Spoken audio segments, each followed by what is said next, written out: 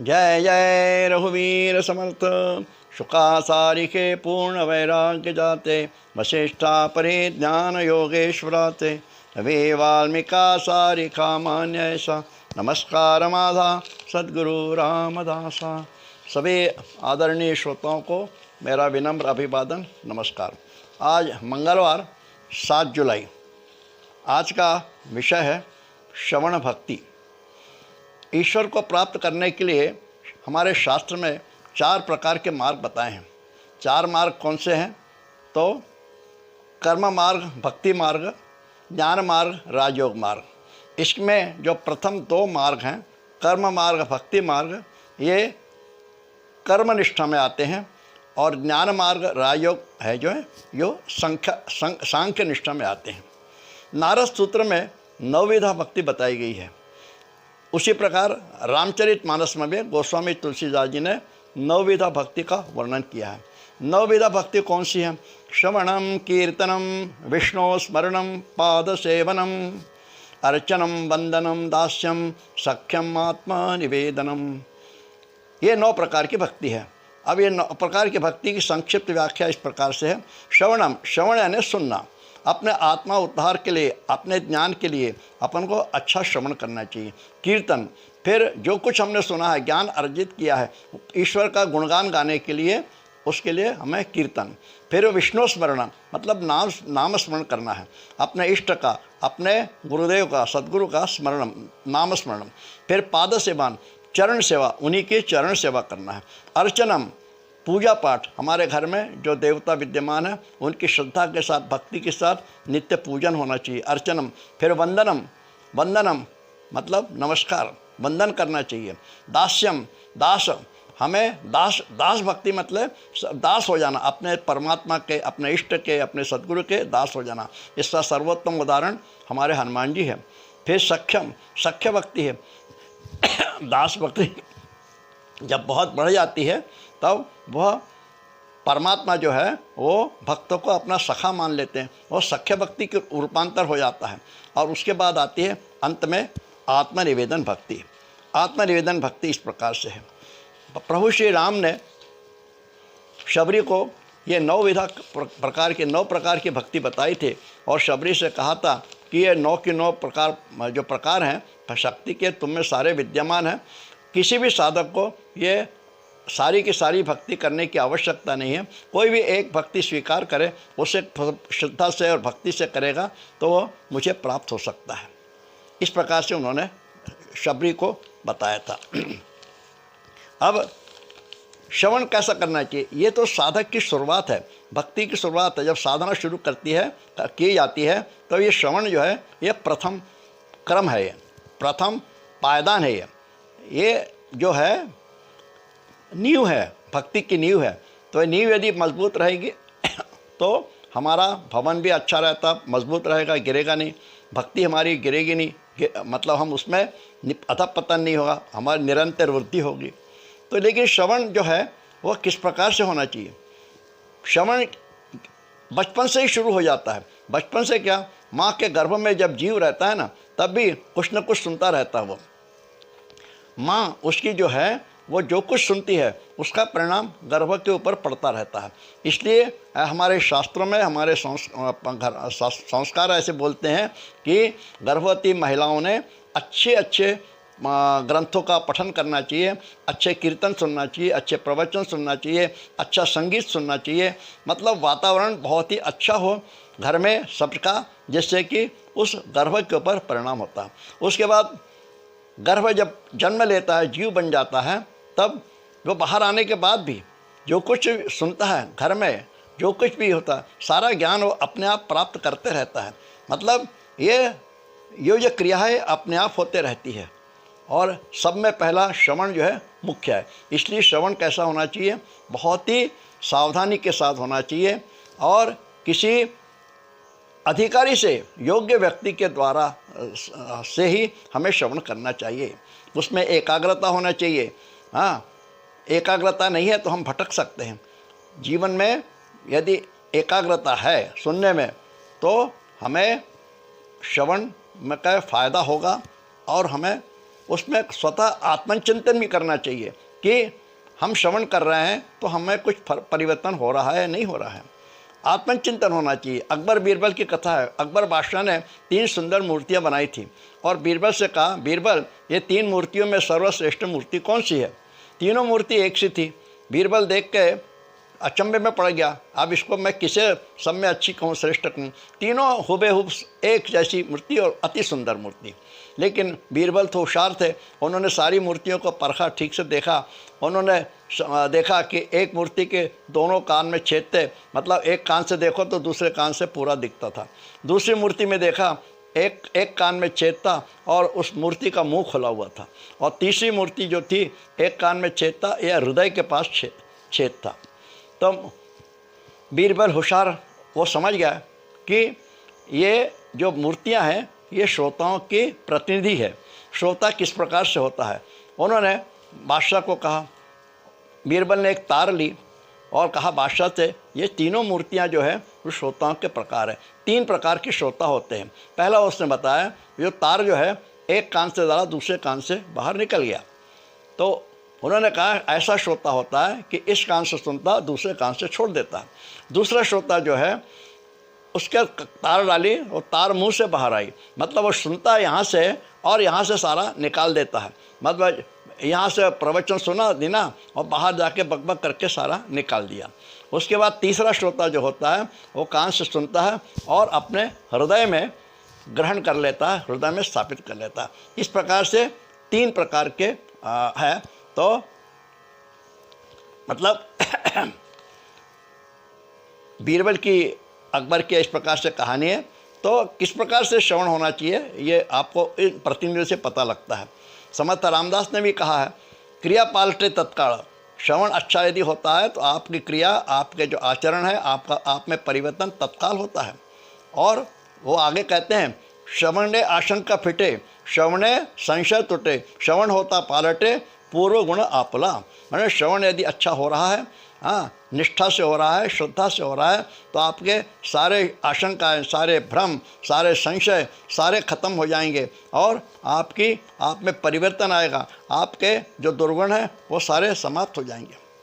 तो श्रोता ने, श्रवण करने वाले ने, साधक ने ये सोचना चाहिए, मैं श्रवण करता हूँ, मेरी भक्ति जागी या नहीं? अरे मुझ में आसक्ति समाप्त हुई नहीं कि नहीं, तो आसक्ति मोह है हमारी, कभी ख़त्म नहीं होती। मुझ में वैराग्य जागृत हो रहा है, नहीं हो रहा है? मेरा मन शुद्ध है कि नहीं है? विवेक है कि नहीं? विवेक जागृत हो रहा है कि नहीं हो रहा है? तो ये स्वतः उसने चिंतन करना चाहिए। इसीलिए समर्थ रामदास कहते हैं, ये थे ना ही श्रवण मनन, ते थे कैसे समाधान। यानी जहाँ मनन नहीं है, चिंतन नहीं है, सिर्फ श्रवण करने से नहीं होता, श्रवण करने के बाद मनन और चिंतन होना चाहिए, उसी से हमें समाधान प्राप्त हो गया। इस प्रकार से एक आइंस्टीन की एक कथा आती है। आइंस्टीन एक दार्शनिक पाश्चात्य देश के, सभी को मालूम है। वो हर कॉलेज, अनेक कॉलेजों में लेक्चर्स देने जाते थे। उनका काम था लेक्चर देना, इनवाइटी से। तो उनके साथ में उनका ड्राइवर जो था वो भी लेक्चर सुनने जाता, उनको ड्राइवर साहब को लेके, सर को लेके जाते थे और वो भी अपना रोज़ उनका लेक्चर वहाँ सुनता था। तो एक दिन ऐसे ही वो ड्राइवर तैयार होकर आया, सर चलिए। तो उस दिन आइंस्टीन कहने लगे, आज मैं नहीं जाऊँगा, मेरी तबीयत ठीक नहीं है, सर्दी जुकाम बहुत हो गया। तो ड्राइवर कहता है, सर चलिए ना। अरे वो कहते हैं मैं आज नहीं आ सकता। तो कहते नहीं आप चलिए, आज मैं लेक्चर दूँगा। आइंस्टीन हंसने लगे, तुम लेक्चर दोगे? हाँ, मैं तो आपका रोज़ लेक्चर सुनता हूँ। बोले मैं देखता हूँ, मैं देता हूँ लेक्चर, मैं दूंगा आज, आप चलिए। तो अच्छा बताओ। आइंस्टीन ने उसकी परीक्षा ली। अच्छा बोलो, तुम कुछ बोलो। तो आइंस्टीन, वो ड्राइवर जो था, 10-15 मिनट तक जैसा आइंस्टीन लेक्चर देते थे उसी प्रकार से उसने वहाँ 10-15 मिनट तक बोलता रहा। आइंस्टीन ने देखा, सुना, उन्हें भी बड़ा आश्चर्य हुआ। तो उन्होंने कहा चलो आज ऐसे ही करें। उन्होंने ड्राइवर से कहा ठीक है, अपन चलते हैं आज, और जिस कॉलेज में आप मुझे जाना है ना, उस कॉलेज में मुझे चेहरे से कोई जानते नहीं है। हाँ, तो आज तुम आइंस्टीन बन जाओ और मैं ड्राइवर बन जाता हूँ। इस प्रकार से दोनों नाटक करते हुए उस कॉलेज में पहुँचे। वो नकली आइंस्टीन का वहाँ स्वागत हुआ, मंच पर बैठाला गया और उसका भाषण शुरू हुआ। भाषण बहुत अच्छा हुआ, 15-20 मिनट, आधा घंटे तक बोलते रहा वो। उसके बाद एक प्रोफेसर ने आइंस्टीन से, नकली आइंस्टीन से कुछ प्रश्न पूछा। तो वो नकली आइंस्टीन कहने लगे, अरे ये इतना सरल प्रश्न है, आप मुझसे क्यों पूछते हो? इसका जवाब तो मेरा ड्राइवर जो पीछे बैठा वो दे देगा। मतलब ड्राइवर मतलब जो असली आइंस्टीन जो पीछे बैठे थे वो दे देगा, ऐसा मतलब ये। तो वो ड्राइवर खड़ा हो गया आइंस्टीन, और उन्होंने उस प्रश्न का जवाब दे दिया। प्रोफेसर लोग सभी लोग सुनने लगे, सोचने लगे कि देखिए ड्राइवर भी कितना होशियार है, तो आइंस्टीन का सवाल ही नहीं है। मतलब इस प्रकार से श्रवण किस प्रकार से होना है इस प्रकार से समर्थ रामदास ने भी अपने शिष्यों की परीक्षा ली। शिष्य दासबोध का पारायण करते थे, बहुत पारायण, कई लोगों ने 50 बार किया, कई ने 25 बार किया, कई ने 100 बार किया, कई लोग पता नहीं कितना पारायण कर रहे थे, पता ही नहीं, और नित्य पारायण चल रहा। तो समर्थ ने उनसे परीक्षा ली। परीक्षा में उन्होंने कहा, एक समाज की ओवी उन्होंने कही और कहा इसके आगे का कुछ शब्द मुझे याद नहीं है, ज़रा बताओ। कोई भी शिष्य उसमें से बता नहीं सका। अब उतने में कल्याण स्वामी वहाँ से आ रहे थे। कल्याण स्वामी समर्थ रामदास का परम शिष्य। तो कल्याण से कहा, कल्याण जरा ये पानी का हंडा रखो, इधर आओ। और उन्होंने पूछा, कल्याण एक ये ओवी है दासबोध की, मुझे आगे याद नहीं आ रहा, तुम्हें याद है तो बताओ। उन्होंने ओवी सुनाई और कल्याण स्वामी ने उसके आगे के शब्द जो बोलना शुरू कर दिए फटाफट। समर्थ रामदास देखते रह गए, सारे शिष्य भी देखते रहे, अरे ये तो कभी दासबोध पढ़ता नहीं है और उसको कैसे मालूम। समर्थ ने पूछा कि कल्याण तुम्हें ये सब कैसे आता है, तुम कभी दासबोध कितना पढ़ा है तुमने? तो कहते हैं, कल्याण कहते हैं, मैंने तो एक ही बार पढ़ा है, जब आप बोलते थे मैं लिखता था, उतना ही मेरा पठन हुआ है। मतलब उसका श्रवण कैसा, इस प्रकार से श्रवण होना चाहिए। हम तो हज़ारों बार पढ़ते और भूल जाते हैं, मैं खुद सदा भूल जाता हूँ, जो मैं तैयार करके आता हूँ भूल जाता हूँ। तो इस प्रकार से होता है। फिर श्रवण जो है हमारा शुद्ध होना चाहिए, उसमें हेतु अच्छा होना चाहिए, नहीं तो क्या होता है। वासुदेव, क्रांतिकारी वासुदेव फड़के के जीवन की घटना है। वो जब भूमिगत हो गए थे तो वहाँ के सरकार ने, अंग्रेज़ सरकार ने उस समय की 5,000 रुपये का इनाम रखा था कि जो उनका पता बताएगा, ठिकाना बताएगा, उसको 5,000 रुपये इनाम दिए जाएगा। मेजर डैनियल ने यह घोषणा कर दी थी। अब एक भारतीय सिपाही की पत्नी जो कि रोज़ श्रवण करने जाती थी, पुणे के नरसिंह मंदिर में रोज़ प्रवचन कथा सुनने जाती थी, उसने कैसा श्रवण किया, उसका हेतु क्या होगा पता नहीं।